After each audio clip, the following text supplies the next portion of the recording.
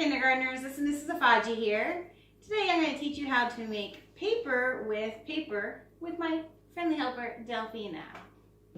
She used to do this when she was in kindergarten. This time of year we normally have a guest speaker come in and she gives us a tree talk and teaches us all about trees, and she the next day will make paper with us. So I'm going to show you how to make the paper, and Mrs. Stelzig did a really nice job on her YouTube channel called Mrs. Stelzig's Kindergarten, and you can watch her tree talk and see how important trees are to us because they most importantly give us oxygen. Okay, so one thing to keep our trees in the forest is to recycle paper, and we can use all of our old paper to do that when we put it out of the curb. However, and I'm going to show you what happens to it when it goes through recycling. So the first thing, we're going to need some things around the house. I'm going to use some toilet paper to be our used paper, just because it's thin and it'll break down quickly for us today, for our purposes today. And we have tin foil that you'll need. We will need a cookie cutter. I have a butterfly, which I think Delphina would like to use today. And I have a tree and a star that I picked out. But you can pick out anything from your cookie cutters, holiday cookie cutters, and make any shape of paper that you like. You'll also need a closed container like a water bottle, which I'll let Delphina use today. I'm going to use this clear glass jar, but make sure you, again, have a lid on it so when we shake the water in the paper, we will have the water in the container. And you might also want some sparkles, like glitter, some confetti paper, which I just took out of our Easter baskets and cut it up. And I have these paper flowers that someone gave me, and we can repurpose those by decorating our paper, which I think Delphina said she'd like to use today. Is that correct? Okay. And we have seeds as well, and you can put these in your paper. And it's kind of fun to put seeds in because then you can plant your paper and it'll grow whatever you plant in it. Okay, and you'll also need some warm water. So you can use the hottest you can stand on your tap water. That's what I would recommend, just so it's not too hot for your delicate fingers. Okay, and then you'll also need 2 pieces of cardboard, just big enough for your thing to fit on. And you'll also need a toothpick or a sharp pencil, something to help you when we make this strainer. Okay, so the first thing we need to do is make a tool with this glass. We also need a bowl that's deep enough to have some water come into it, because we're going to use it for a strainer. And so to use the bowl for a strainer, we're going to use some foil, and we're going to make that go tight around the bowl. Okay, so Delphina and I will cover our bowls as tight as we can without ripping the foil. Okay, and this is just going to be a strainer, so it's not going to be hanging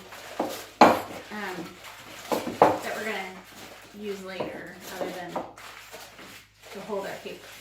And we'll take our toothpick and just put some holes in it, just like you have like a colander at home.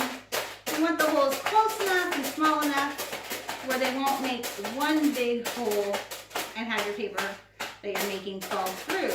Okay, and the more holes you have, the faster your water will strain. And you want to make sure there's holes all around your strainer, not just where you're going to put your cookie cutter. Okay, so it's going to be all around, so you can move it around a little bit and strain all the water quickly. Okay, so I have my strainer now, and I'm ready to start making the paper. So in your jar or your water bottle, you're going to put the toilet tissue paper in here just for our purposes today. But you could use newspaper or any other kind of paper. It would just take longer to break down, and you might have to leave it sit even in here longer. But I'm going to go ahead and fill this up about halfway. And then Delphina's going to fill hers up. I think we have enough to share. And at this time, if you like to decorate your paper, you can put the confetti in. Okay. And I'll have me some flowers there. And I have some seeds here. I'm gonna put in, and remember not to make the water too hot if you do use seeds, because it'll kill your seeds. Hot water will not help seeds grow, okay? So again, I just used tap water, the warmest setting. And if I want to put a little glitter in, I could do that as well. So if you're gonna plant it, anything biodegradable is important. But if you're just gonna use it for decoration or have for fun in the house, or you can even make your paper just plain white and use markers or paint or whatever you want later, okay, to draw on your paper, okay. So keep it in mind that this is like it going to the mill.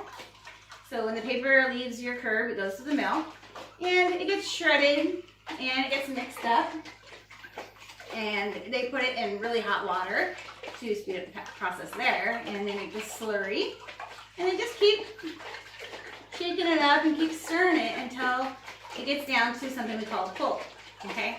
And you're kindergartner, you can count to 100, or you can sing your ABCs, or sing our science songs, or whatever you need to do to pass the time of shaking.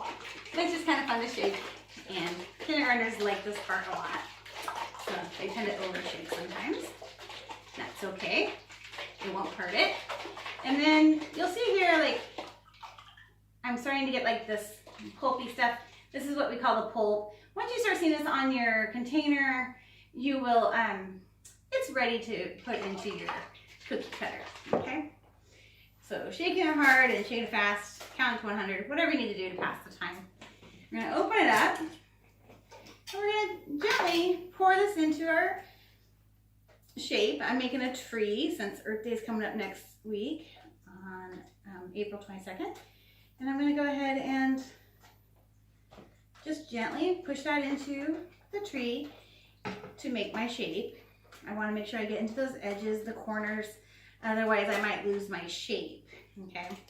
And you kind of put the rest in there. And I found that 10 pieces of toilet paper was sufficient, like 10 little squares. You don't need more than that to fill a cookie cutter, and this actually makes a pretty thick